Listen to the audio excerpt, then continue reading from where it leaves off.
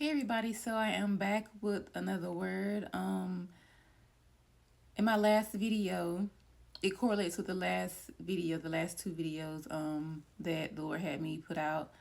I want to start off by, you know,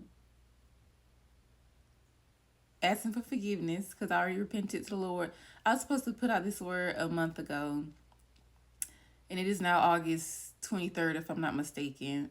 I was supposed to put this out in like July 20 something. So I repented for delaying this word. But I know that God still, will use it. His word will still go out and do what He said for it to do. Please take this word back to God. This is not for everybody just because it sounds good. Just because you may have seen the movie or whatever, unless God confirms it to you that way.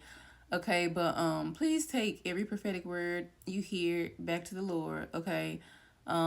We don't want to just keep running with things. Then when it doesn't happen or manifest or happen in the time we want, we're mad with the person who gave the word, or we're mad at God. Let's not, do that. Let's take all things back to God as we should and allow God to confirm if it's for us or not, and also knowing what, time and season you're in, okay?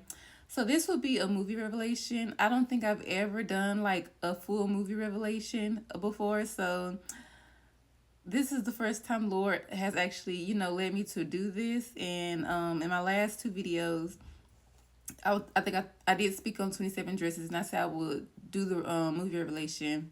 So here we are doing the movie revelation. Okay, so 27 dresses. It's a romantic comedy. Okay, so the characters in this movie is Catherine Helg. I probably said that wrong, and James Marston. Um, this movie 27 Dresses, it came out in 2008. I'm sorry. It came out in 2008, and it was directed by Anne Fletcher. It's like I said, it's a romantic comedy, and it stars Catherine as Jane, a perpetual bridesmaid who has stood by 27 times before falling for a wedding reporter played by James Marston. Okay, so Jane, she was kind of like a wedding planner in a sense. Her real job, I think she worked a corporate job. That was her real job, but she loved like helping her friends plan their wedding, being the bridesmaid, just being, a helper on somebody's important day. Like she loved doing that, like being there for somebody on their most important day. Okay, so also Jane was a people pleaser, and a lot of us can be people pleasers and don't know it because we think we're doing things to be helpful, not knowing that we're doing things because we're afraid to say no. Even if we're tired and drained, we always give everybody, our yes. Okay, but no is necessary. Okay, it's okay to help people. God calls us to help another, but there are some cases where people still will try to use you, and you will still say yes because you're trying to please them because you're afraid of what will happen or how they'll feel if you say no. So in the movie, if you watch the movie, if you're led by the Holy Spirit to watch the movie, Jane was a people pleaser. Like, she never told her boss no because she was madly in love with him. Counterfeit, but we'll get into that. Her baby sister Tess, that she practically raised because their mother died when they were young, and their dad was trying his best to take care of them. But it's like not Tess, um, Jane raised Tess. Tess was her younger sister, and she took care of Tess. So as Tess is adult, it's like she's trying to use Jane, and Jane is allowing it because she can't tell her sister no because she's used to being everybody yes man, yes woman. She couldn't say no. Like, even if she wanted to, she couldn't say no. She always said yes. Okay, so she was a people pleaser. She genuinely wanted to help people and were concerned for others, but some people, like her boss, whose name is George, okay, and her sister Tess, took advantage of her kindness and willingness to help others, okay? Also, in the movie, Jane has the biggest crush on George, who is her boss. Mind you, George does not even know that Jane is in love with him. She's in love with a guy, like she knows these things about him, but he really don't know that much about her. And it's like she's his right hand girl, like she's the assistant, his assistant, and like he really calls on her for everything. Like even like to do something like wash his laundry or something like that, or like his dry cleaning. I think that was in the movie. He put a note on her desk, so she could do his dry cleaning because he didn't have time, and she said yes. She really would do anything for this man.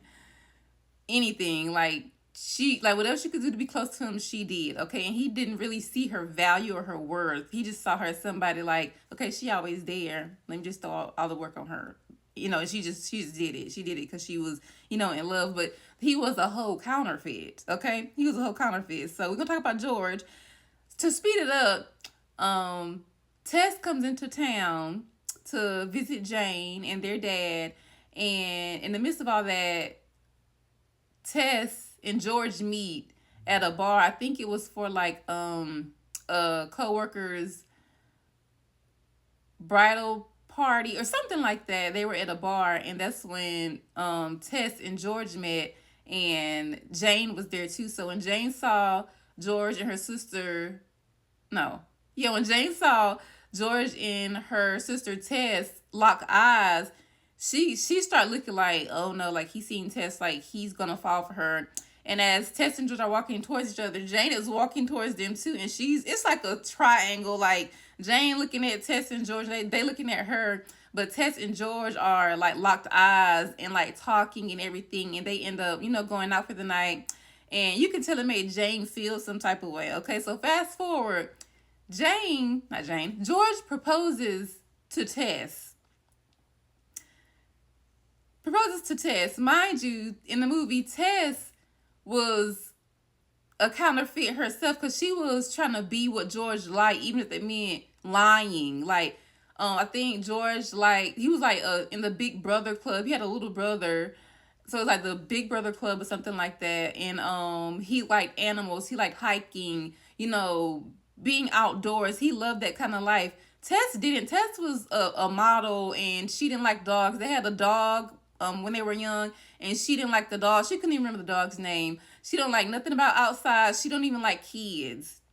And George loves kids. So she was basically lying to George, trying to be everything he liked, even if that meant lying to him. So they both were counterfeits in a sense. Like, George was a counterfeit to Jane, and Tess was a counterfeit to George. Okay, so please, when it comes to dating, please take that person back to the Lord. Okay, just because they may check every box off your list doesn't mean that they are for you. Okay, the devil knows how to wrap up the very thing you want and put a nice, cute, sparkling bow on it, and you think, oh, the Lord sent this to me. No.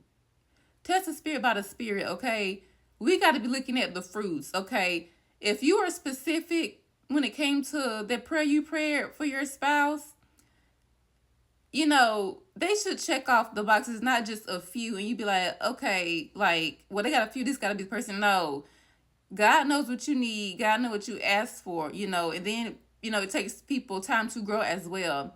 But counterfeits are real, okay? And I know a lot of times we can fall for the counterfeit because we feel like we've been waiting too long.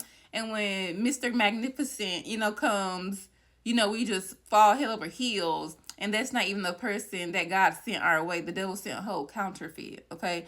So y'all be mindful.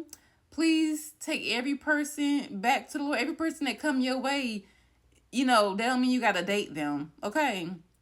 Some people you can just already see, be like, no. If your discernment is on the high, you can already just peep it, like, no. Whether it's something they did, they said, God already was like, no. And then if God already told you who your spouse is, then anybody that comes your way, it's a no if it's not the person that God already told you, okay?